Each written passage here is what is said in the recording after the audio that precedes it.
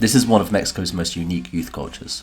You've probably seen the Cholombianos on the internet recently, with their striking haircuts and fashion sense, but there's a deeper history to this youth subculture, one that's intimately intertwined with political history.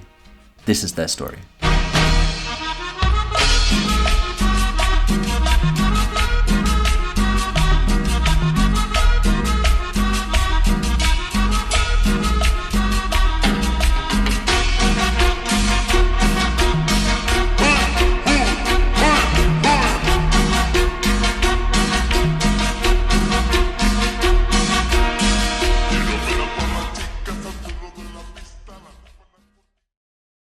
Cholombiano history begins far later than the turn of the millennium.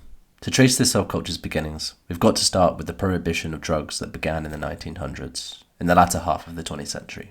Citizens from Colombia began moving to Central America. Many were fleeing the devastating effects of the drug trafficking that gripped the country in the 70s. Colombia's drug bosses struck back today, bombing and burning buildings and homes in Medellin, a stronghold of the drug cartel where troops this week carried out dozens of raids.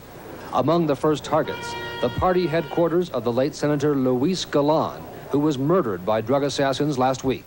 People left their country in search of a safer and more stable life, and the war of drugs declared by Nixon and Reagan only inflamed the issue further. Gangs such as the Medellin cartel, led by Pablo Escobar, along with government officials, had a tight grip on the country, and many wanted out. This mass immigration led to a huge export of Colombian culture across Central and Northern America that continues to have an effect on politics and economics today. This is the beginning of our story of a distinctive youth culture in a city called Monterrey.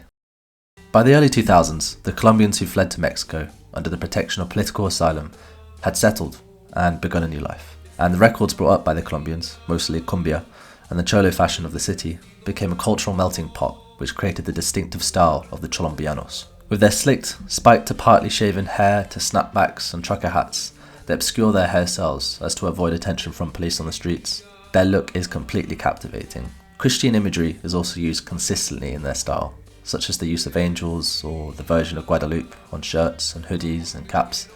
This also came with a very clear obsession with plaid bagginess. It's easy on the surface level to make fun of the Cholombianos, and people have made their thoughts very clear on the subculture online. But the Monterrey subculture represents a radical departure from traditional fashion online, as culture across the globe culminates into a singular taste which includes coffee chains and food and millennial grey. It's a breath of fresh air to come across these subcultures which go against the algorithm calculated styles we're fed. And the photos you see here, taken by Stephan Ruiz, are an eye-opening look into the culture that wasn't properly documented prior to his photo shoot in 2012. In a Vice article he says, "I wasn't trying to make some kind of social statement about where they live or anything like that. It's just more about them and their style." What is the difference between cholos and Cholombianos? Well, we are here to discuss youth culture, not etymology, but it's an important distinction in this case. Cholo is a nuanced word. For example, it's a term of endearment and also a racial slur, depending on what part of the Americas you're in and what context it's used. It was once used by Spaniards who came to the continent to describe lower class individuals. It was also used to describe people who have a mixed heritage between indigenous and Spanish. It can also signify a person who is part of a gang or an individual who dresses part of a certain subculture. Cholos in Central and Northern America have their own distinctive style too, with penciled eyebrows and certain tattoos, buttoned up shirts, and listen primarily to hip hop, and they also could be associated with gangs. Cholombianos are similar to cholos, but they're far more extreme in their style and aren't known to be involved with gangs. This subculture is instead politicized externally, with police being known to single out participants who engage in the style. The radical fashion is mistaken by local police as being associated with illegal behaviour or anti-state politics. I mean, in short, they're just different and easy to point out and challenge the status quo, which equals criminal, apparently. Colombianos is Spanish for Colombians, hence the fusing of cholo and Colombianos to make Cholombianos. You'll also find the youth culture is referred to as Colombias, but there is a deeply intertwined history here behind these terms that go back hundreds of years. Which term you use depends on who you talk to, but the unifying force the Mexican urban subculture agrees on is that they made Colombian cumbia their own. This unifying force, and prior mentioned key difference between the culture mash of Southern and Central American culture, is cumbia rabajada, Rabada. Fuck!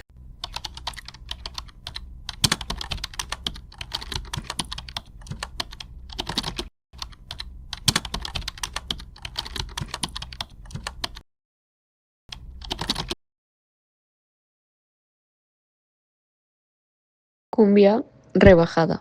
Which means lowered cumbia music. This music genre was discovered by accident, as Sonido Dueñas claims, when a piece of equipment malfunctioned and began playing Colombian cumbia at half its original speed. So by lowered cumbia, it just means slower cumbia. And thus the heel-kicking, encircling, back-slumping, fast-paced, toe-pressing dance to cumbia rebajada was born.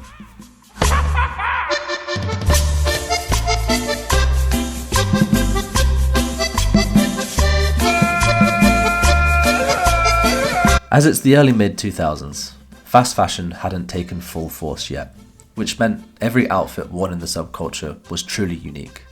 This handcrafted element was also seen in punk culture in the 70s, which is known for its individual culture. And this is why both punk and Cholombiano culture are so captivating. Both subcultures participated in a DIY approach to fashion that is rarely seen in our modern fast fashion society. Unlike punks, however, it would be a mistake to label Cholombianos as countercultural. At least, it wasn't their objective to challenge the power status quo overtly. Punk music and culture have a political foundation in anarchy, which the entire fashion and style is rooted upon. For Cholombianos, on the other hand, there is no political theory behind their radical look, at least on the surface level. Stephan Ruiz, the photographer we mentioned earlier, explains this clearly. The music they listen to is very slowed down. So if anything, all they do is smoke some weed and dance in circles, kind of huddled together. They aren't bad kids. In short, their alluring soundtrack, much like their unique look, was irresistible to photographers and media outlets, and at most, all the youth wanted to do was just dance and show off their styles. But instead, Cholombianos became politicized, and the scene began to evolve in another direction. The distinctive dancing styles from cumbia rebajada are part of a wider style of dancing that spread to other subgenres of cumbia. The more recent cumbia dance that has taken over social media is based on a step called huepa. There are new accounts dedicated to showcasing variations of the original steps, with new wardrobes as well. This subculture continues to be popular amongst younger crowds, but is far less radical in fashion styles compared to Cholombianos. By the 2010s, the subculture had largely disappeared due to increased policing. However, a recent revival of interest had garnered archival efforts and films and photography of the Cholombianos. You've probably seen it, photography of them plastered all over the internet. In 2019, the Netflix film Ya no estoy aquí, I'm no longer here, which follows the life of a leader of a group called Los Turcos, who dedicate their time listening to cumbia rebajada and embodying the Colombiano style. I really recommend watching this film. It's a really great insight into the context of the subculture and does a great job of honouring and documenting their lives in a semi-fictionalised way. The mistake of associating Cholombianos with gang culture led to the subculture's collapse, as it became too risky to participate. But the unifying force, the music of cumbia, lives on.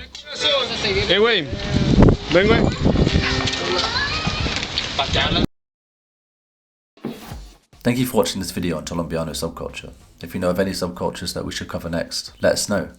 We're looking to build a catalogue of videos that deep dive into subcultures across the world, and you can read the full article we published on our website at www.dancepolicy.com, link in description. Please consider subscribing, becoming a member on our website. It helps so much more than you realise. Thank you.